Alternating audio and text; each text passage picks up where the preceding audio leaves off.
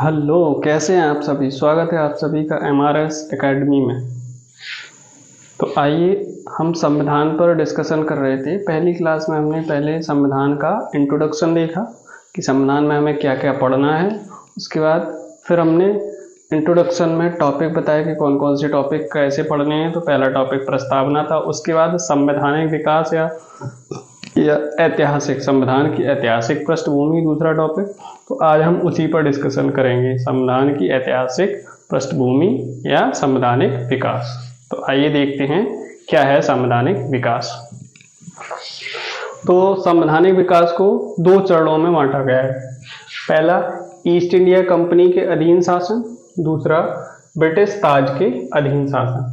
जो भी संवैधानिक विकास था तो उसमें सबसे पहले व्यापार के उद्देश्य से क्या है, ईस्ट इंडिया कंपनी। तो ईस्ट इंडिया कंपनी ने शासन कब से कब तक किया, 1773 से 1853 ईस्वी तक। उसके बाद फिर ब्रिटिश ताज के अधीन शासन चला गया। वो कैसे गया वो आगे मैं बताऊंगा। 1858 से 1947 तक, और 1947 में भारत आजाद हो गया।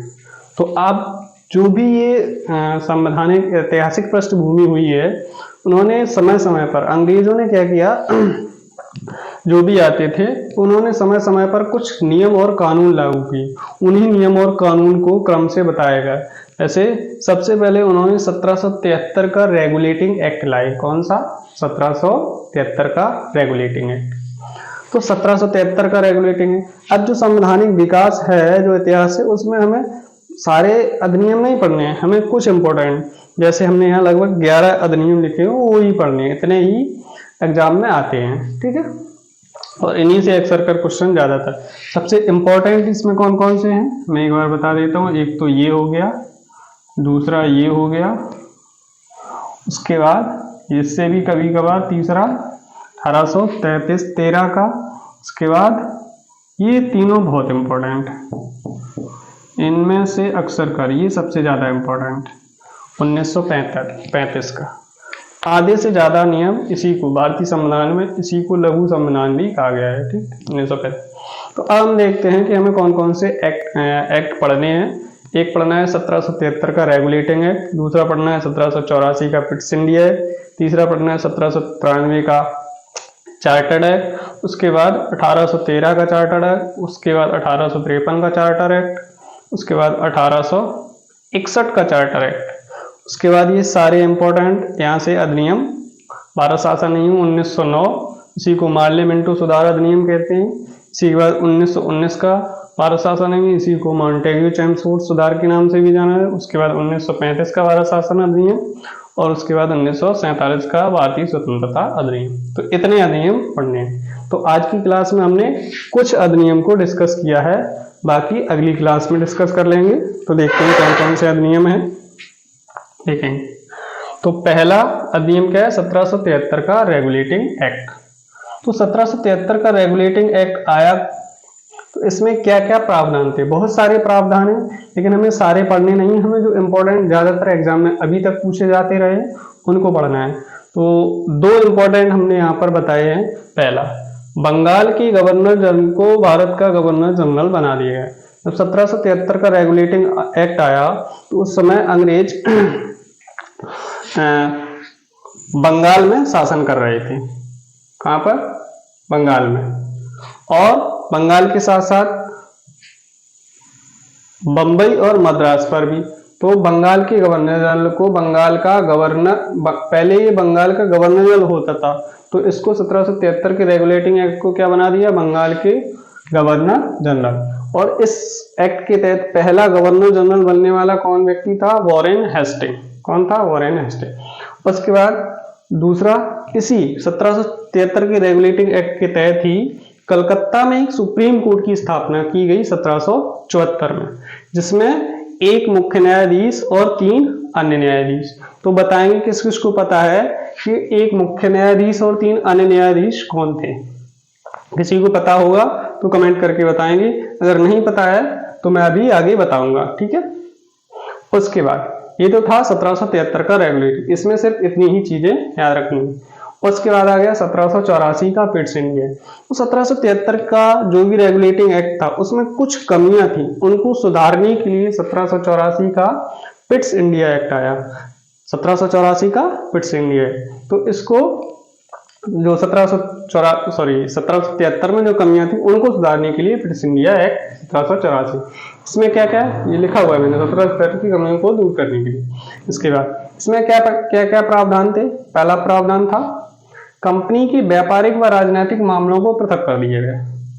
1784 का जो पिट्स इंडिया एक्ट था, इसमें कंपनी 73 तक तो कंपनी व्यापारिक और राजनीतिक दोनों मामले खुद ही देखती थी, लेकिन 1784 में व्यापारिक और राजनीतिक मामले अलग अलग कर दिए गया। व्यापारिक मामलों को देखने के लिए एक परिषद का गठन किया गया, या इसको बोलते हैं बीओडी, बोर्ड ऑफ डायरेक्टर, निदेशक मंडल। इसको क्या बोलते हैं, निदेशक मंडल। तो निदेशक मंडल कौन से मामले देखती थी, व्यापारिक मामले। और बोर्ड ऑफ कंट्रोल यानी बोर्ड ऑफ कंट्रोल ये देखते थे राजनीतिक, इसको बोलते थे नियंत्रक मंडल, या ये निदेशक मंडल था, ये नियंत्रक मंडल। ठीक, तो ये था 1784 का पिट्स इंडिया। अब आगे डिस्कस करेंगे 1793 का चार्टर है। इसमें सिर्फ एक प्रावधान था, क्या, कंपनी के अधिकार को 20 वर्ष के लिए बढ़ा दिया गया था। तो 1793 का चार्टर एक्ट में क्या हुआ था, तो कंपनी के अधिकार को 20 वर्ष के लिए बढ़ा दिया गया। उसके बाद बात करते हैं 1813 के चार्टर। 1813 का चार्टर एक्ट बहुत इंपॉर्टेंट था। इसमें क्या था, पहली बार भारतीयों की शिक्षा पर प्रतिवर्ष 1 लाख रुपए खर्च करने का प्रावधान किया। अंग्रेजों ने सोचा कि हमें जो क्लैरिकल पोस्ट पर जो भी काम करने के लिए क्लर्क चाहिए थे, वो सारे क्लर्क या और वहां से इंग्लैंड से तो ला नहीं सकते, तो उन्होंने सोचा कि भारतीयों को पढ़ाएं, इन्हीं को पढ़ाएं, और पढ़ाने के बाद ये पढ़ लिख जाएंगे तो हम इनकी भाषा समझ पाएंगे और ये हमारे काम आएंगे पढ़ने। तो अंग्रेजों ने क्या सोचा कि पहली बार भारतीयों की शिक्षा पर 1 लाख रुपए खर्च करने का निर्णय लिया। ठीक, यह प्रावधान किया किसमें, 1813 में। उसके बाद 1813 में ही क्या किया, कंपनी के व्यापारिक एकाधिकार को समाप्त कर दिया गया। सिर्फ कहां, चीन के साथ चाय के व्यापार को छोड़कर कंपनी के जितने भी व्यापारिक एकाधिकार थे वो समाप्त कर दिए गए, सिर्फ किसके साथ, चीन के साथ चाय के व्यापार को छोड़कर। तो ये 1813 का चार्टर एक्ट। आगे 1833 का चार्टर है। इसमें क्या हुआ, बंगाल के गवर्नर को बंगाल का गवर्नर जनरल बना दिया गया। बंगाल के गवर्नर जनरल को संपूर्ण भारत का, 1833 में क्या हुआ कि जो बंगाल का पहले गवर्नर होता था उसे संपूर्ण भारत का गवर्नर जनरल बना दिया गया। और इसके तहत पहले गवर्नर जनरल कौन बने थे, विलियम बेंटिक। ठीक, आगे कंपनी के व्यापारिक कार्य पूर्णता समाप्त कर अब केवल कंपनी राजनीतिक कार्य देखेगी। तो कंपनी की पहले तो व्यापारिक कार्य पूर्णता समाप्त नहीं थी 1813 में, कुछ केस चीन के साथ को छोड़कर, लेकिन 1833 में क्या हुआ कि कंपनी के सभी व्यापारिक एकाधिकार समाप्त कर दिए गए 1833 में। और अब कंपनी क्या करेगी, सिर्फ राजनीतिक मामले देखेगी। कैसे, राजनीतिक। तो आगे देखेंगे, हमने 1833 को डिस्कस कर लिया। उसके बाद अगला है 1853 का चार्टर है। 1853 के चार्टर एक्ट में क्या था कि विधायी शक्तियों को कार्यपालिका शक्ति से पृथक कर दिया गया। किसको, विधायी शक्तियों को, किससे, कार्यपालिका शक्ति से पृथक कर दिया गया। विधायी शक्तियां मतलब कानूनी शक्तियां। पहले जो कानूनी शक्तियां थी वो कार्यपालिका के अंदर ही थी, लेकिन अब को कार्यपालिका से अलग कर दिया गया। आगे विधायी निर्माण हेतु केंद्रीय विधान परिषद की स्थापना की गई। तो आगे क्या किया गया, विधायी निर्माण यानी विधायी कानून बनाने के लिए केंद्रीय विधान परिषद का गठन किया गया। अगला, सिविल सेवकों की भर्ती हेतु खुली प्रतियोगी परीक्षा का आयोजन कराया गया। तो जो सिविल सेवक आईएएस आईपीएस अधिकारी होते थे उनके लिए खुली प्रतियोगी, पहले क्या होता था कि अंग्रेजी सिविल सेवक आईएएस आईपीएस बन के आते, अब इन्होंने यहाँ ये जो खुली प्रतियोगी परीक्षा होती थी वो